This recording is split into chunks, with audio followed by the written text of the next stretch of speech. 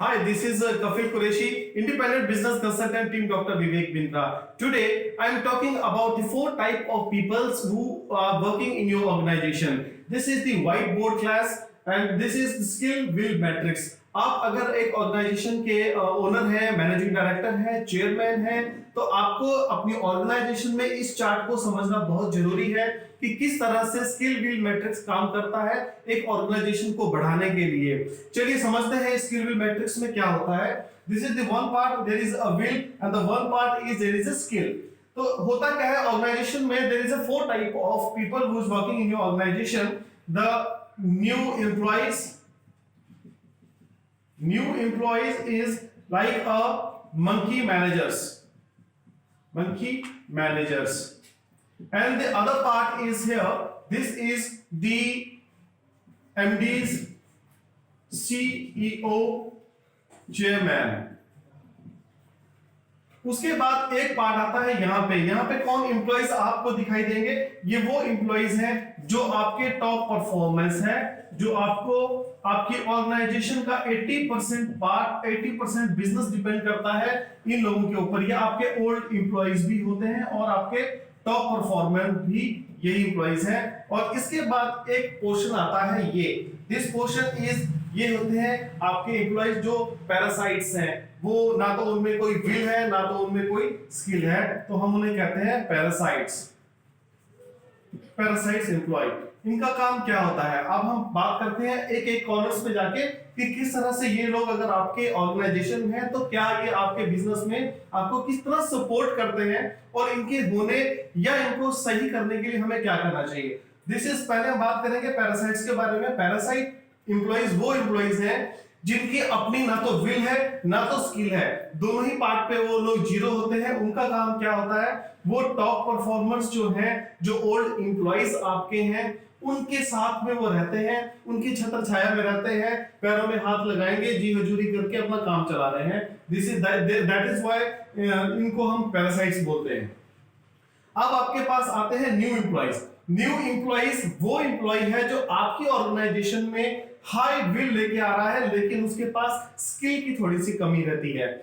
High will होती है, skill की थोड़ी कमी होती है, लेकिन इनमें ऊर्जा पूरी होती है, पूरा पैशन होता है। ये चाहते हैं आपकी ऑर्गेनाइजेशन में कुछ ना कुछ बढ़िया करना चाहते हैं, कुछ अच्छा करना चाहते हैं, लेकिन प्रॉब्लम क्या है कि विल है, स्किल नहीं है, राइट। अब आपके पास थर्ड पार्ट यहाँ पे हम आते हैं, ये है आपके टॉप परफॉर्मर और आपके पुराने एम्प्लॉइज। ये आपके हेड ऑफ द डिपार्टमेंट्स हो सकते हैं, ये आपके डिपार्टमेंट के मैनेजर्स हो सकते हैं। इनमें क्या होता है, दे आर हाईली स्किल्ड, क्योंकि आपके पास पुराने एम्प्लॉइज है, दे आर हाईली स्किल्ड, लेकिन इनके अंदर से विल खत्म हो जाती है।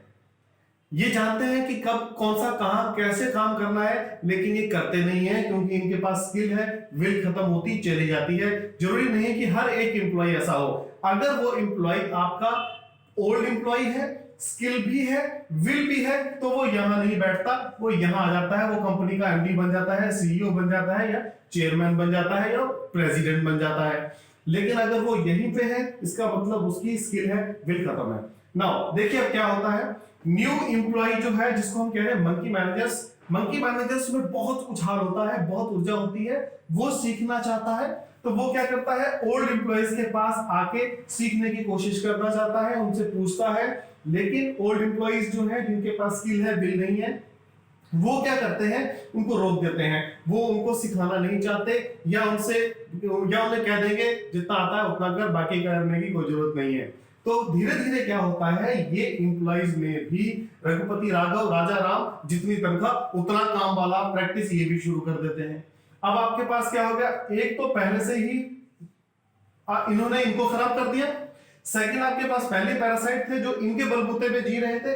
अब यहां से क्या करना चाहिए, यहां से हमारे पास आते हैं ये वाला पोर्शन जो है, इसको बोलते हैं हम, अगर हम इस चार्ट को कर दें 1 2 3 और 4, तो ये जो चार्ट पे जो यहां मेंबर्स बैठे हुए हैं, ये विजनरी हैं, ये कंपनी के चेयरमैन है, सीईओस हैं, एमडीज हैं, प्रेसिडेंट्स हैं। इनका विजन होता है कंपनी को आगे लेके जाना, और इस कंपनी को आगे कौन लेके जा सकता है, जो यहाँ पे पुराने एम्प्लॉइज हैं, जो मैनेजर्स हैं, जो एचओडीज हैं, ये लेके जा सकते हैं, लेकिन इनके पास विल नहीं है। अब उसके बाद कौन बचा? नए लोग हैं, लेकिन नए लोगों को ये सिखाते नहीं है और वो सीख नहीं पाते, इसलिए वो कंपनी के साथ अटैच ही नहीं हो पा रहे।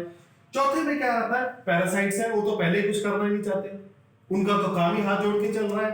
तो घुमा के हम जब इसको सारे मैट्रिक्स को देखेंगे तो आप समझिए कि इनमें से काम नहीं लिया जा सकेगा, तो ये भी काम नहीं कर पाते। अब करना क्या है? हमें क्या करना है? जो ये पार्ट है, नंबर हमने 4 पे जो पार्ट दिया है, इस पार्ट में जो एमडीज है, सीईओ है, चेयरमैन है, प्रेसिडेंट है, इनको क्या करना है? सबसे पहले यहां पे जो लोग चाहते हैं अपने आप को चेंज करना, ये पार्ट हाफ कर दें और उन लोगों को आप वापस फिर से ट्रेनिंग देना शुरू कीजिए। उनके अंदर एक विजन और एक मिशन फिर से भरना शुरू कीजिए। टॉप परफॉर्मर हैं आपके, 80% बिजनेस भी आपका इन्हीं पे रिटेन करता है, लेकिन आपको इनको दोबारा से ट्रेनिंग शुरू करनी पड़ेगी। फिर से आप उन्हें रिकॉग्नाइज कीजिए, अवार्ड दीजिए। क्या होता है कि आप जब भी आप किसी अच्छे काम को अवार्ड देते हैं, रिकॉग्नाइज करते हैं, वो रिपीट करता है उस काम को, हमेशा वो रिपीट करता है एम्प्लॉय। तो आप इनको, उन लोगों को जो आपके साथ अटैच हो जाए, उनको आप ऊपर ले लीजिए और बाकी के अगर इसमें से आपके 20% या 30% रह भी जाते हैं तो वो कंपनी छोड़ के खुद ब खुद चले जाएंगे, क्योंकि उनके ऊपर वर्कलोड आ जाएगा, वर्क का प्रेशर आ जाएगा। तो जो आपका एम्प्लॉय ठीक हो गया वो तो हो गया, उसके साथ जो नया एम्प्लॉय है आप इनको डायरेक्ट अपने पास रिपोर्टिंग करना शुरू कीजिए। इनको आप यहां रिपोर्टिंग ना कीजिए, यहां रिपोर्टिंग करना शुरू कर दीजिए, ताकि ये लोग आपसे सीख सके, आपके विजन को समझ सके, कंपनी के जो हमारे थॉट्स हैं, कंपनी का जो बिजनेस करना चाहती है, कंपनी का जो मॉडल है, उसको वो समझ ले और वो आपके साथ काम करना शुरू कर देंगे, क्योंकि नए हैं, पुराने नहीं है, नए हैं, और नए के साथ में काम करना बड़ा इजी हो जाता है आपको। पैरासाइट तो जब ये लोग जो 30% आपके यहां से निकल के, पैरासाइट्स अपने आप ही चले जाएंगे, क्योंकि पैरासाइट्स एक ऐसे खरपतवार की तरह होती हैं जो हमारे फसल को भी नुकसान पहुंचाती है। तो फसल के साथ साथ अगर हम इनकी सफाई कर देंगे तो ये ऑटोमेटिकली आपकी कंपनी से रिलीज कर लेंगे। तो अब क्या हुआ? आपके पास क्या बचा? आपके पास बचे यहाँ पे, आपके पास न्यू एम्प्लॉइज हैं जो नई एनर्जी, नई विल और नई स्किल आप उनको दे ही रहे हैं। आप खुद यहाँ बैठे हो क्योंकि आप विजनरी हो, और यहां से भी जो टॉप परफॉर्मर थे, जो एचओडीज थे, जो मैनेजर्स थे, उसमें से आपके पास 70% रह गए, 30% आपके अलग हो गए। आपने चाहे उन्हें निकाल दिया या वो खुद निकल के चले जाते हैं। इस तरह से ये स्किल बिल्ड मैट्रिक्स काम करता है एक ऑर्गेनाइजेशन के अंदर। यहां पे समझने वाली बात यह है कि जो अगर आप कंपनी के ओनर हैं, आप ऑर्गेनाइजेशन चार्ट अपना ये बनाइए और इसमें देखिए कि कौन से एम्प्लॉइज हैं आपके जो पुराने हो चुके हैं, जंग लग चुका है जिनको, वो सब समझते हैं काम कैसे करना है, कब करना है, क्यों करना है, कितना करना है, वो सब जानते हैं। लेकिन उनके अंदर विल पावर खत्म हो गई है, वो इतना भी समझ गए हैं कि अब ये कब करके देना है, इतना इनको समझ में आ जाता है। तो अगर आपके ऑर्गेनाइजेशन में भी इस तरह के लोग हैं तो यकीन मानिए आपकी ऑर्गेनाइजेशन में प्रॉफिटेबिलिटी और कंपनी की तरफ से जो स्टाफ ट्रेनिंग जो पार्ट है वो बिल्कुल खत्म हो जाएगा। ट्रेनिंग एंड डेवलपमेंट को आप और ज्यादा बढ़ाएं अपनी कंपनी में, मैक्सिमम ट्रेनिंग दीजिए। जो नए एम्प्लॉइज जो आपके पास आते हैं, पुराने एम्प्लॉइज को कहिए उन्हें इतना ट्रेनिंग दें कि वो इनका काम संभालने शुरू कर दे। लेकिन क्या होता है कि जो पुराना एम्प्लॉय है वो सोचता है कहीं वो मेरी नौकरी ना खा जाए।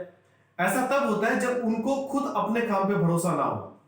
अगर वो अपने काम पे भरोसा करते हैं और कंपनी के साथ वो लॉयल है तो वो कभी भी नए एम्प्लॉइज के साथ इस तरह की मेंटालिटी नहीं रखेंगे। आज के लिए इतना ही। नेक्स्ट जो हम व्हाइट बोर्ड अपना सेशन करेंगे उसमें हम एक और इस तरह का ऑर्गेनाइजेशनल चार्ट लेके आएंगे जो आपको और तरीके से समझाएगा कि हम लोग एम्प्लॉय और एम्प्लॉयर के बीच का जो गैप है उसको कैसे खत्म कर सकते हैं। तब तक के लिए आप सबका प्रेम पूर्वक धन्यवाद। जय हिंद।